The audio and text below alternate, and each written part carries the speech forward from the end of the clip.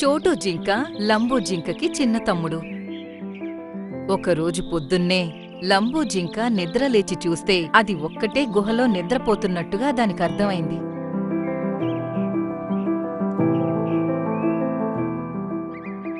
అరే, ఈ చోటు ఎక్కడికి వెళ్ళిపోయాడు? రాత్రి నాతో పాటే పడుకున్నాడే. అప్పుడే దాని దృష్టి ఎదురుగా ఉన్న గోడపైన పడింది. అక్కడ ఏదో రాసి ఉంది. లంబూ అన్నా, నాకు రహస్యమైన ద్వీపాన్ని చూడాలనే ఉంది. మీరు రాత్రి సమయంలో అక్కడికి వెళ్ళొద్దు అన్నారు. అందుకే నేను ఇప్పుడు వెంటనే వెళ్ళిపోయాను. కొద్ది రోజులు అక్కడ ఉండి వస్తాను. అయ్యో దేవుడా, చోటు ఒంటరిగా ద్వీపానికి వెళ్ళిపోయాడా? లంబూ జింకకి దాని గురించి కంగారు మొదలైంది. అది ఒక్కొక్కటిగా జిరాఫీ, కుందేలు ఇంకా మోటూ కోతిని జమ చేసింది. నువ్వు కంగారు పడుకు లంబూ జింక. మన నలుగురం కలిసి చోటు జింకని తీసుకొద్దాము, సరేనా? అన్నీ కలిసి సముద్రం ఒడ్డుకు చేరుకున్నాయి. అక్కడ పడవలో కూర్చుని బయలుదేరాయి. చాలా సమయం ప్రయాణం చేసిన తరువాత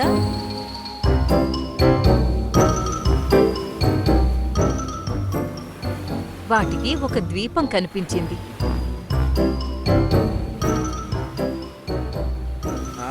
అదిగో అక్కడ చూడు. బహుశా అదే అనుకుంటా రహస్య ద్వీపం. అవి పడవని ఒడ్డున పెట్టి నేల మీద అడుగు పెట్టాయో లేదో ఇంతలోనే 2 ఏనుగులు వాటి వైపుకు వచ్చాయి.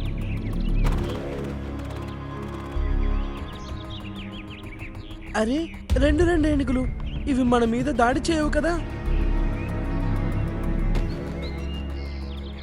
ఆ ఏనుగులు వాటి దగ్గరకు రాగానే అవి 4 కంగారు పడ్డాయి. అరే, ఈ ఏనుగులైతే నా అంతే ఉన్నాయి. మన అడవిలో ఏనుగు పిల్లలు కూడా వీటికంటే పెద్దగా ఉంటాయి. ఇది ఎలా సాధ్యమవుతుంది? ఖచ్చితంగా మీరు బయట నుంచి వచ్చుంటారు. ఎవరు వచ్చినా ఇదే ప్రశ్న అడుగుతారు, మేమింత చిన్నగా ఎందుకున్నాము అని. మేమికో విషయం చెప్పాలనుకుంటున్నాం. ఇది ఒక రహస్య మాయా ద్వీపం. ఇందులో ఉన్న ఇంకో రహస్యం ఏంటంటే, ఇక్కడ పెద్ద జీవులు చిన్నగా, అలాగే చిన్న జీవులు పెద్దగా అనిపిస్తాయి. అరే వా, చూస్తుంటే ఇక్కడ చాలా మజా వచ్చేలా ఉంది. పదండి, ముందుకు వెళ్దాం. అవి కాస్త ముందుకు వెళ్ళగానే వాటికి ఒక గుండ్రంగా ఉండే తెల్లటి రాయి కనిపించింది. అది చాలా పెద్దగా ఉంది. అరే, అలా చూడు, ఆ రాయి ఎంత పెద్దగా ఇంకా నున్నగా ఉందో. పదండి, దీని పైకి ఎక్కి చూద్దాము. అరే, అలా చేయకు. దాని పైనుండి పడ్డామంటే దెబ్బలు తగులుతాయి. జింక మాట పట్టించుకోకుండా మోటూ కోతి ఇంకా కుందేలు ఆ రాయిపైకి ఎక్కాయి.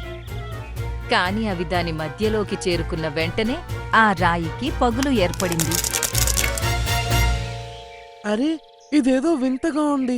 ఇంత పెద్ద రాయి అయి ఉండి ఇంత సున్నితంగా ఉందేంటి? దీనిపైన పగుళ్ళు కూడా వచ్చాయి.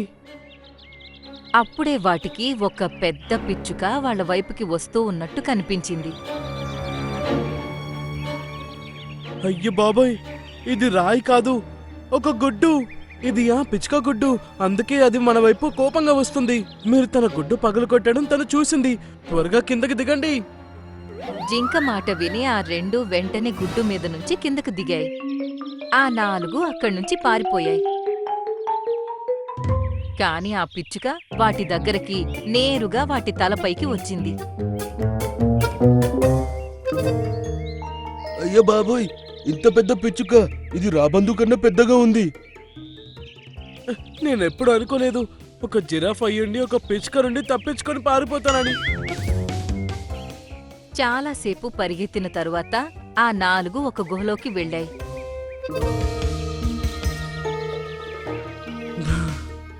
దేవుడి దయ వల్ల మనకేమీ కాలేదు.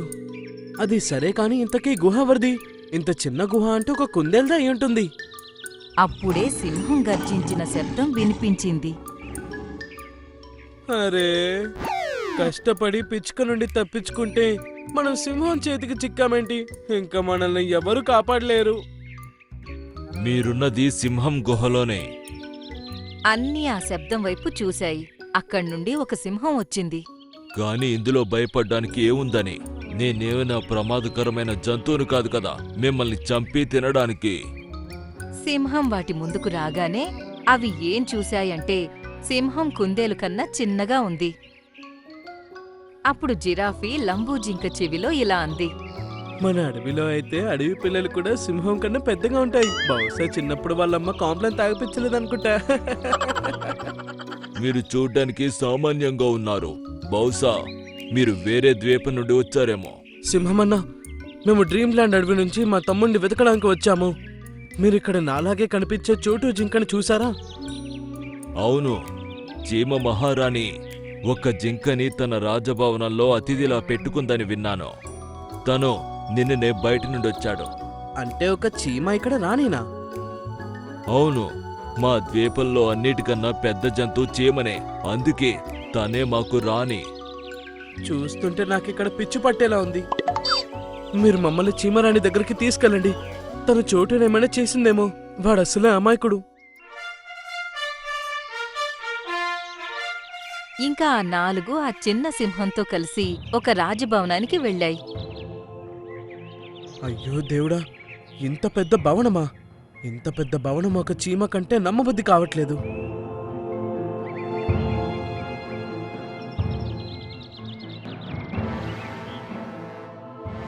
అన్నీ కలిసి లోపలికి వెళ్ళాయి. అక్కడ అవి ఒక చీమ సింహాసనం మీద కూర్చుని ఉండడం చూశాయి. అలాగే కొన్ని జంతువులు దానికి సేవలు చేస్తున్నాయి. నా తమ్ముడు చోటు జింక నిన్నెక్కడికి వచ్చాడు. మేము తనని తీసుకెళ్ళడానికి ఇక్కడికి వచ్చాము. మీరు తనని మాతో పంపించండి. అవును, ఆ జింక మా దగ్గరే ఉంది. కానీ నువ్వు తనని నీతో తీసుకెళ్లలేవు. మీరలా ఎందుకు అంటున్నారు? మీరు తనని బంధించారా ఏంటి? మేము తనని ఎందుకు బంధిస్తాము? మేము తన ధైర్య సాహసాల గురించి విని తనని ఇక్కడ ఉంచుకోవాలని నిర్ణయించుకున్నాము. ఏంటి, ధైర్య సాహసాల గురించి విన్నారా? అవును, ప్రస్తుతం మీరు తనని కలవచ్చు. తను మా అతిథి గృహంలో ఉన్నారు. ఆ 4 ఇప్పుడు ఒక గది లోపలికి వెళ్ళాయి. అక్కడ చోటు జింక కూర్చుని ఉంది. దాని చుట్టూ ఎన్నో రకాల తిండి పదార్థాలు అలాగే పళ్ళు కూడా ఉన్నాయి.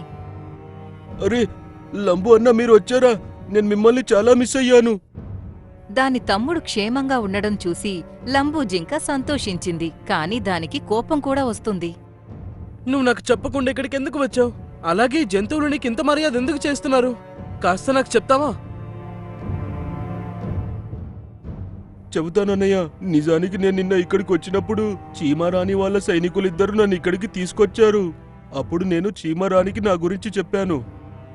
ఇక్కడ నన్ను ఎవరూ గుర్తుపట్టారు. అందుకే నేను నా గురించి కొన్ని అబద్ధాలు చెప్పాను. ఎలా అంటే మన అడవిలో అందరికన్నా ధైర్యవంతుడి బలమైన జంతువునని, అడవిలో జంతువులన్నీ నన్ను చూసి భయపడతాయని, ఇంకా మన అడవిని పెద్ద పెద్ద సమస్యల నుండి కాపాడానని. ఓ, నువ్వు చెప్పిన అబద్ధాన్ని వీళ్ళు నమ్మి నీకు మర్యాద చేస్తున్నారన్నమాట. అవునన్నయ్య, ఇదంతా నాకు చాలా బాగా నచ్చాయి. అందుకే ఒకరోజు ఇక్కడ ఉండి నేను బయలుదేరదాం అనుకున్నాను. ఈరోజు ఉదయం నేను చీమరాణిని ఇక్కడ నుండి వెళ్ళడానికి అనుమతి అడిగితే అప్పుడు వీళ్ళు నా నుండి ఏం కోరుకుంటున్నారో తెలిసింది. ఈ మాట విని లంబూ జింక, జిరాఫీ, కుందేలు ఇంకా మోంటూ కోతి ఆలోచనలో పడ్డాయి. సరే, వాళ్ళు ఏం కోరుకుంటున్నారు నీ నుంచి? చీమరాణి నాకు ఏం చెప్పిందంటే గత కొన్ని నెలలుగా 4 రోజులకు ఒకసారి ఈ ద్వీపానికి ఒక రాక్షసుడు వస్తాడంట. ఇంకా ప్రతిసారి ద్వీపంలో ఉన్న కొన్ని జంతువుల్ని చంపి తినేస్తాడంట. తనంటే వీళ్ళకి భయం. అందుకే వీళ్ళు కోరుకుంటున్నారు నేను ఆ రాక్షసుడిని చంపి వీళ్ళకి స్వేచ్ఛనివ్వాలని. ఆ తర్వాత నేను ఇక్కడి నుంచి వెళ్ళొచ్చంట. ఈ మాట విని వాటన్నింటికీ దిమ్మ తిరిగిపోయింది. ఒకవేళ ఇప్పుడు నేను నిజం చెబితే చీమరాణి నన్ను చంపేస్తుంది. అన్నయ్య, నిజం చెప్పాలంటే ఇప్పుడు నేను ఏం చేయాలో అర్థం కావడం లేదు. ఆ రాక్షసుడు ఇక్కడికి వచ్చినప్పుడు నేను తనతో ఎలా పోటీ పడగలను? ఈ మాట విని అన్ని ఆలోచనలో పడ్డాయి. ఆ రాక్షసుడు ఎవరు? అలాగే ఈ రహస్యమయ ద్వీపంలో ఇంకా ఎన్ని రహస్యాలు దాగి ఉన్నాయి? అవన్నీ కలిసి ఆ రాక్షసుణ్ణి అంతం చేయగలుగుతాయా? లేదంటే అవి కూడా తనకి బలైపోతాయా? ఇది తెలుసుకోవాలంటే ఈ కథ యొక్క 2వ భాగం తప్పకుండా చూడండి.